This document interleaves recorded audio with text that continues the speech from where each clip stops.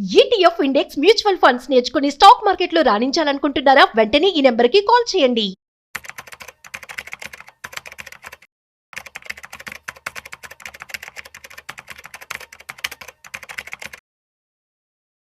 నమస్తే, welcome to Vishnu talks. నేను విష్ణు. ప్రస్తుతం నాతో పాటు ప్రముఖ స్టాక్ మార్కెట్ అనలిస్ట్ సుందరరామరెడ్డి గారు ఉన్నారు. సార్తో మాట్లాడదాం. సార్ నమస్తే. సార్ నమస్తే అండి. Welcome to Vishnu talks and welcome to market weekend outlook. Right. ఒకసారి 26th సెప్టెంబర్ ఫ్రైడే నాడు మార్కెట్లు ఎక్కడ క్లోజ్ అయినాయో డీటెయిల్గా చూద్దాం సార్. సెన్సెక్స్ విషయానికి వస్తే 733 పాయింట్ల నష్టంతో 80,426 పాయింట్ల వద్ద క్లోజ్ అయింది. నిఫ్టీ విషయానికి వస్తే 236 పాయింట్ల నష్టంతో 24,655 వద్ద క్లోజ్ అయింది. ఆల్మోస్ట్ గత 6 సెషన్స్ నుంచి, గత 6 రోజుల నుంచి మార్కెట్లో 15 లక్షల కోట్ల రూపాయల సంపద మార్కెట్ నుంచి వైప్ అవుట్ అయిపోయింది.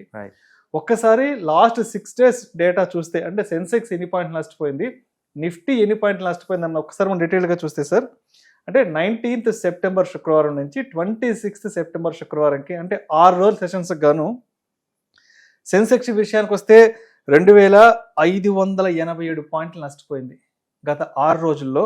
నిఫ్టీ విషయానికి వస్తే 770 పాయింట్లు నష్టపోయింది గత 6 రోజుల్లో.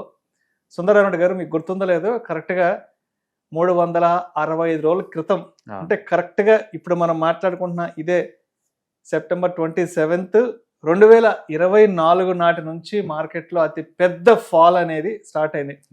అప్పటి వరకు సెన్సెక్స్ 85,000 పైన ఉండే, నిఫ్టీ 26,000 పైన ఉండే. అక్కడి నుంచి మార్కెట్ కంప్లీట్గా దిగి రావడం అనేది చూడడం జరిగింది. అంటే ఇవాళతో మార్కెట్ సంక్షోభానికి 1 year కంప్లీట్ అయింది. ఎందుకు ఇంత పెద్ద ఎత్తున మార్కెట్లు క్రాష్ అవుతున్నాయి? మార్కెట్ని మరీ ఇబ్బంది పెడుతున్న అంశాలు ఏంటి అసలు? ఇంత ముందుతో పోల్చుకుంటే ఇప్పుడు ఎకానమీ అంతా వార్ ఎకానమీ అయిపోతుందండి. ట్రంప్ రోజుకో ట్వీట్ చేస్తే అది ఎఫెక్ట్ అవుతుంది. మొన్నటికి ఐటీ, తర్వాత మళ్ళీ ఐటీ దగ్గర నుంచి తర్వాత H1B వీసాస్, ఇప్పుడు మళ్ళీ లేటెస్ట్ గా ఫార్మా. అంటే బేసికల్ ఈ టారిఫ్ వల్ల అమెరికన్ పబ్లిక్ కి మరి ఎందుకు రెస్పాండ్ అవ్వట్లేదు ఏమో తెలియదు, కానీ ఇన్ఫ్లేషన్ వాళ్ళకి పెరిగే సంగతి తెలిసినా కూడా వాళ్ళు పెద్ద రెస్పాండ్ అవ్వట్లేదు. అదేదో వేరే వాళ్ళకి హెల్ప్ చేస్తున్నట్టు వాళ్ళు టారిఫ్ వార్ బీయింగ్ చేసిన తర్వాత రోజుకో రకంగా అయిపోతుంది. అంటే ప్రపంచంలో ఏ మూల చూసినా సరే చాలా అన్సర్టనిటీ, అన్సెక్యూరిటీ ఎక్కువ అవుతుంది.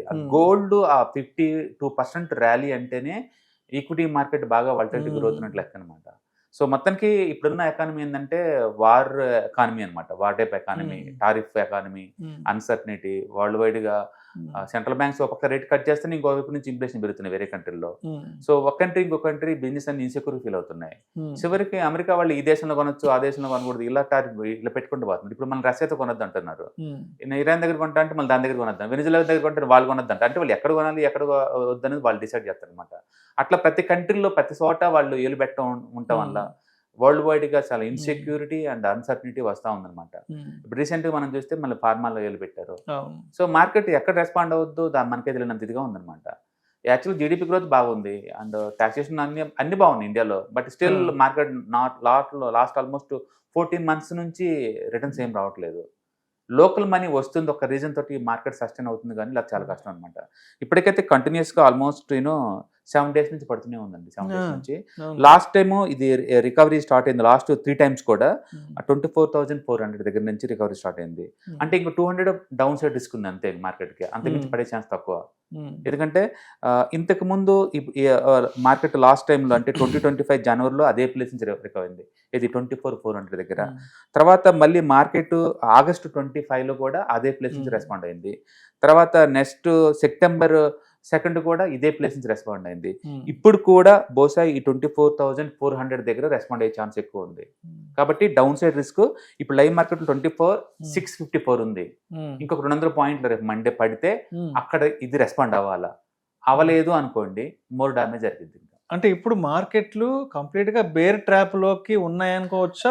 బేర్ ట్రాప్ అనే డెఫినేషన్ మనం ఎప్పుడు వాడతామంటే షార్ట్ టర్మ్ లో 20% అనే మార్కెట్ డ్రాప్ అవ్వాలి, లేదా 200 మూవింగ్ యావరేజ్ కిందకి వెళ్ళిపోవాలి. ఆ రెండు జరిగితేనే దాన్ని మనం బేర్ ట్రాప్ అంటాం. అంటే ప్రస్తుతానికి అలాగేం కనిపించట్లేదు. Just normal crash normal crash, normal volatility. Booking అనుకోవచ్చు. కాకపోతే సివియర్ లెవెల్ చాలా ఎక్కువ ఉంది. ఎంత అంటే నిన్నొక్క రోజే small cap, mid caps, pharma, IT అన్ని 2% పడ్డాయి. అంటే 2% పట్టడం అనేది మామూలు అయిపోయింది, న్యూ నార్మల్ అయిపోయింది మార్కెట్ లో అట్లా అనమాట. అందుకని ఈ మార్కెట్ కి స్ట్రాంగ్ సపోర్ట్ 24,400 దగ్గర ఉందండి. బహుశా నెక్స్ట్ వీక్ అక్కడ రెస్పాండ్ తీసుకొని మార్కెట్ రివర్స్ అయ్యే ఛాన్స్ ప్రాబిలిటీ చాలా ఎక్కువ ఉంది కింద పోయేదానికన్నా కూడా. బట్ హూ నోస్, ఈ ట్రంప్ మళ్ళీ ఇంకేదైనా మళ్ళీ ట్వీట్ కొట్టాడు అనుకోండి, కానీ అది క్రాక్ అయితే మాత్రం సివియర్ డామేజ్ జరిగింది, అందులో డౌట్ లేదు. అంటే దాని మీద ఏంటంటే ఇది కనుక 24,400 కిందకి వెళ్ళిపోతే మార్కెటింగ్ ఇప్పుడు ఆల్ టైమ్ హై జారదు, it may take next March అవుతుంది. యూజువల్గా ఏంటంటే జనవరి, ఫిబ్రవరిలో మార్కెట్ 80% కన్సాలిడేషన్ లేదు నెగిటివ్ పోద్ది. మార్చి మిడిల్ వీక్ నుంచి పాజిటివ్ రెస్పాండ్ అయ్యే ఛాన్స్ ఎక్కువ ఉంది. ప్రతి ఇయర్ అంతే జరుగుతుంది. ఈ సంవత్సరం కూడా ఆ సీజనల్ ఎఫెక్ట్ వల్ల మార్చి లాస్ట్ వీక్ నుంచి రికవర్ అయ్యే ఛాన్స్ ఎక్కువ ఉంది. ఇప్పుడు ఇది ఒకవేళ రికవర్ అయితే కనుక మార్కెట్ దివాళీ లోపు ఇది ఆల్ టైమ్ హై జారాలి, లేదంటే ఇంక జారదు నెక్స్ట్ 2 మంత్స్. ఎందుకంటే ఎప్పుడైనా రిజల్ట్ సీజన్ బిగిన్ అయిందంటే మార్కెట్ ఎప్పుడు సైడ్కి వెళ్ళిపోద్ది అనమాట. 2 వీక్స్లో రిజల్ట్ సీజన్ బిగిన్ అవుతుంది ఇండియాలో. డిసెంబర్ మంత్ అంత పెద్ద రిజల్ట్స్ ఉండవు, ఎందుకంటే హాలిడేస్ ఎక్కువ ఉంటాయి కదా, vacation mode, Christmas, new year, జనవరి అంతా. అవును, అందుకని మార్కెట్ ఇది చూస్తే ఏమవుద్దంటే టూ మచ్ సివియర్గా అటు ఇటు షేక్ అవుతా ఉంది, 1000 పాయింట్లు అటు ఇటు. అంటే 25,000 చుట్టూ రన్ అవుతూనే ఉంది గత ఆల్మోస్ట్ 14 months నుంచి. ఇది అంటే మంచి టైం కరెక్షన్ ఇది కరెక్ట్గా ఉంది. నేను ప్రైస్ కరెక్షన్ వచ్చిందని అనుకోవట్లేదు. అంటే 24,400 దగ్గర కన్సల్టేషన్ తీసుకొని మళ్ళీ పైకి టువర్డ్స్ 26,000 కల్లా ట్రావెల్ చేస్తా పోద్ది, అది జరుగుద్ది రేంజ్. మొత్తానికి అయితే దివాళీ కల్లా జోన్ అని బ్రేక్అవుట్ అవ్వాలి, లేదు అంటే నెక్స్ట్ మార్చింగ్. అండ్ అదేవిధంగా అంటే మేజర్ ఐటీ కంపెనీస్, మన ఇండియాకి సంబంధించిన మేజర్ ఐటీ కంపెనీస్ అయినటువంటి టెక్ మహీంద్రా ఒకటి, టీసీఎస్, ఇన్ఫోసిస్, విప్రో, హెచ్సిఎల్ కూడా ఆల్మోస్ట్ ఈ సెషన్స్లో 190,985.94 కోట్ల రూపాయల మార్కెట్ విలువను కోల్పోయాయి. ఇది ఐటీ ఇండస్ట్రీ మొత్తం 10 years యావరేజ్ వీక్ అని తక్కువలో దొరుకుతుందండి. దాని పేరు వాల్యూ బయింగ్ అనుకోవచ్చు. ఓకే, అయితే ఇది వాల్యూ బయింగ్ అనుకోవాలా, ట్రాప్ అనుకోవాలో మనకు తెలియదు. ఎందుకంటే ఎంప్లాయ్మెంట్ ఆ ఏరియాలో బాగా ఇష్యూ ఎక్కువ అవుతుంది, ఆర్టిఫిషియల్ ఇంటెలిజెన్స్ ఎక్కువ అవుతుంది కాబట్టి మ్యాన్ పవర్ తగ్గిస్తున్నారు. రెండోది ఇప్పుడు దాకా ఈ కంపెనీస్ కి 100% అవుట్సోర్సింగ్ వర్క్ అంతా మైక్రోసాఫ్ట్, మెటా వాళ్ళు ఇస్తారు. ఇప్పుడు వాళ్ళే గ్లోబల్ కెపాసిటీ సెంటర్లు బిగిన్ చేస్తున్నారు ఇండియా మొత్తం మీద. వాళ్ళే వర్క్ తీసుకున్నారు అనుకోండి, ఇక ముందు రోజులు వీళ్ళకి వర్క్ ఇచ్చేంత తక్కువ. గుర్తుపెట్టుకుని ఎన్విడియాలో మొత్తం వరల్డ్ వైడ్ ఉన్న ఎంప్లాయీస్ మొత్తం 30,000 కోట్ల మంది, 4 trillion మార్కెట్ క్యాపిటలేషన్ దానికి. అంటే 4 trillion మార్కెట్ క్యాపిటలేషన్ అంటే ఇన్ని కోట్ల మంది ఎంప్లాయీస్ ఉన్న రూల్ ఏం లేదు, జస్ట్ 30,000 మందినే రన్ చేస్తున్నారు షోని. అంటే ముందు రోజులు ఎంప్లాయీస్ తగ్గించుకొని వాళ్ళ వర్క్ వాళ్ళే మిషన్ చార్జ్ చేయించుకునే రకం ఆ టైప్ టెక్నాలజీ వస్తుంది అనమాట. అందుకని ఈ ఇండియన్ ఐటీ కంపెనీస్కి ప్రస్తుతానికి కొన్ని ఎడ్జ్ పెద్దగా లేదు. అవుట్సోర్సింగ్ కంపెనీస్ కదా, వాళ్ళు అవుట్సోర్సింగ్ చేయాలి కదా, వాళ్ళు మ్యాన్ పవర్ తగ్గించుకుంటున్నప్పుడు అవుట్సోర్సింగ్ ఛాన్స్ ఎక్కడ తగ్గింది. అందుకని ఇండియన్ ఐటీ కంపెనీస్కు ఈ టైంలో దాన్ని వాల్యూ బయింగ్ అనాలా లేకపోతే ట్రాప్ అనాలా మనకు తెలియదు. బట్ 10 years లో పీఈతో రన్ అవుతున్నాయి. ఓకే, ఎవరైనా ఐటీ స్టాక్స్ కొనుక్కోవాలంటే మాత్రం this is the best. Discount లో ఉన్నాయి. దాని అర్థం ఇదేదో మళ్ళీ పూర్వ వచ్చిందని, పూర్వ వైభోగం వచ్చింది మళ్ళీ అలానే మూవ్ అవుతుంది చెప్పలేము. ప్రస్తుతానికైతే ఐటీ ఈ సంవత్సరం వరకు అయితే ఏం లేదు, వీసా ఇష్యూస్ నెక్స్ట్ ఇయర్ నుంచి ఎఫెక్ట్ అవుతుంది కాబట్టి అది చూడాలి. But pharma is right time buying opportunity. ఎందుకంటే అంటే ఫార్మా అనేది కంపల్సరీగా హెల్త్ కేర్ సంబంధించింది కాబట్టి దాన్ని పోస్ట్ పోన్ చేయలేము, దాన్ని అంత ఈజీగా రీప్లేస్ అవ్వలేదు. అందుకని pharma is right to add some more. And last 1 week ఎంత సివియర్ మార్కెట్ పడిందంటే, and Nifty small and mid IT and telecom industry sector 8% down అయింది 1 week లో. అండ్ నెక్స్ట్ నిఫ్టీ ఐటీ 8% పడింది 1 week లో. ఐటీ సెక్టార్ 8% సింగిల్ వీక్లో. And India digital 6.3% down అయింది. Real estate local theme 6% down అయింది. యాక్చువల్గా GST తగ్గేయటం వల్ల కన్స్ట్రక్షన్ కాస్ట్ అంతా బాగా తగ్గుతుంది, బట్ అయినా సరే ఈ సెక్టర్ ఎలాంటి రెస్పాండ్ అవ్వలేదు. ఇది అంతా 6% డౌన్ అయింది. And Nifty small cap 250 quality 50 6% down అయింది. నెక్స్ట్ టాటా వాళ్ళ గ్రూప్స్ అయితే మరి దారుణంగా పడ్డాయి, 6% డౌన్. టాటా ఏ స్టాక్ పట్టినా సరే 30-40 డౌన్, ఏది ఇంక్లూడింగ్ టైటన్తో సహా, టీసీఎస్ అన్ని కూడా. నెక్స్ట్ ఐపీఓ ఇండెక్స్ 6% డౌన్ అయింది. ఫార్మా 5% డౌన్ అయింది లాస్ట్ 1 weekలో. 1 weekలో 5% 1 weekలో అండి. టూరిజం 5% డౌన్ అయింది. And mid small quality index 5% down అయింది. And small cap index 5% down అయింది. నిఫ్టీ అల్ఫా 5% డౌన్ అయింది. And capital market index 5% down అయింది. క్యాపిటల్ మార్కెట్ చాలా స్ట్రాంగ్ ఇండెక్స్ అది, అంటే స్టాక్ మార్కెట్ రిలవెంట్ ఉన్న స్టాక్స్ మొత్తం ఒక ప్యాక్లో ఉంటుంది కదా, అది కూడా 1 weekలో 5% డౌన్ అయింది. అంటే హెల్త్ కేర్ ఇండెక్స్ స్ట్రాంగ్గా ఉండేది లోకల్ థీమ్, అది కూడా 4.9% డౌన్ అయింది. అంటే 5% డౌన్ అంటే నార్మల్ థింగ్ అయిపోయింది అది. లాస్ట్ 1 వీక్ లో. గెయినర్ ఎవరు నిలబడ్డారా లాస్ట్ 1 వీక్ లో అంటే, గెయినర్ ఎవరు నిలబడ్డారంటే, అండ్ దీంట్లో బాండ్స్ అండి ఒక్కటి కూడా నిలబడలేదు. అంటే అసలు మార్కెట్లో గ్రీన్ అనే కాన్సెప్ట్ లేదు ఈక్విటీలో, ఓన్లీ బాండ్ మార్కెట్ ఒకటే. బాండ్ మార్కెట్ ఎట్లా ఇది ఉంటుంది, మొత్తం లూజరే. అంటే తక్కువ లూజ్ అయింది అంటే దీంట్లో తక్కువ అంటే నిఫ్టీ అండి, తక్కువ డ్రాప్ అయిందంటే Nifty. Otherwise everything is down అండి, ఎవ్రీథింగ్ 5% డౌన్ అయింది, ఎవ్రీథింగ్ 5% డౌన్. తక్కువ అంటే లార్జ్ గ్యాప్ అండి, నిఫ్టీ రెండే 2% డౌన్ అయింది, మిగతా మొత్తం అయితే 7 నుంచి డౌన్. వర్స్ట్ అయితే మాత్రం IT and mid and small telecom, ఈ రెండు బాగా డౌన్ అయింది. మొత్తానికి ఈ మధ్య కాలంలో సివియర్ ఫాల్ జరిగింది. లాస్ట్ 1 వీక్ షార్ప్ గా వన్ వే సైడ్ అండి. ఎందుకంటే అటు H1B వీసాస్ ఒకటి అండ్ ఫార్మా ఒకటి, రెండు ఎక్స్పోర్ట్ ఓరియంటెడ్ థీమ్ సెక్టర్ లో మార్కెట్ అంతా డిమారల్ అయిపోయింది. సర్ప్రైజింగ్ థింగ్ ఏంటంటే ఈ H1B వీసాల వల్ల ఇండియన్ మార్కెట్ లో మొత్తం ఎఫెక్ట్ అవుతుంది. ఈ సంవత్సరం literally 0, next year 1 to 2% down అవుద్ది అంతే ప్రాఫిట్ లో. కానీ మార్కెట్ ఆ విషయం నమ్మటల్లా, కంపెనీ వాళ్ళు చెప్తున్నా సరే, సెంటిమెంట్ అంత స్ట్రాంగ్ గా ఉంది.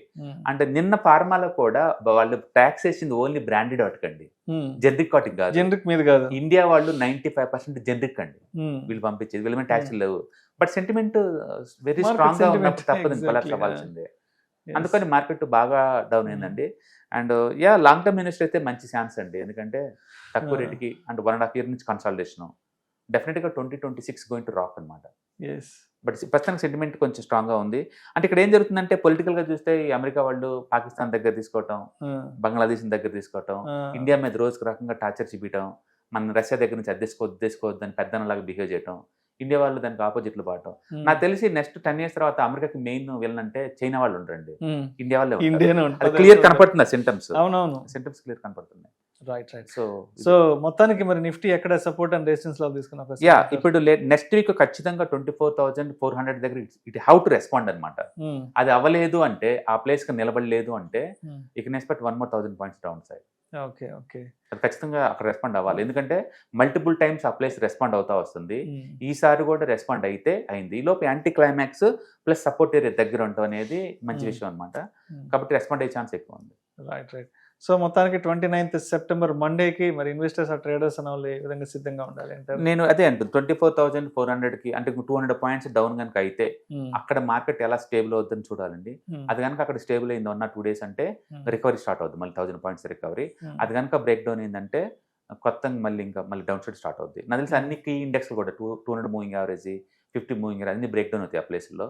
కాబట్టి సివియారిటీ ఎక్కువ ఉంటుంది మార్కెట్లో. Right sir. Thank you sir, thank you so much.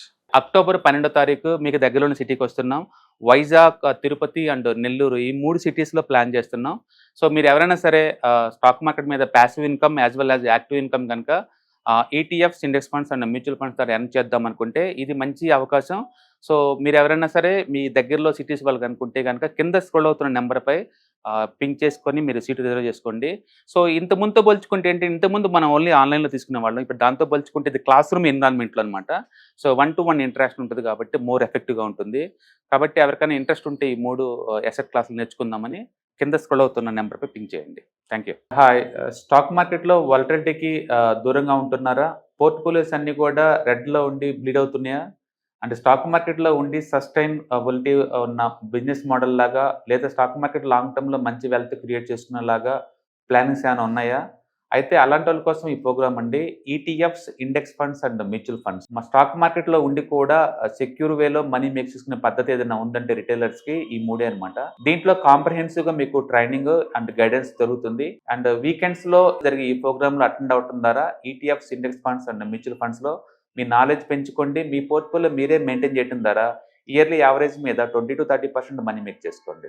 All the best. Thank you.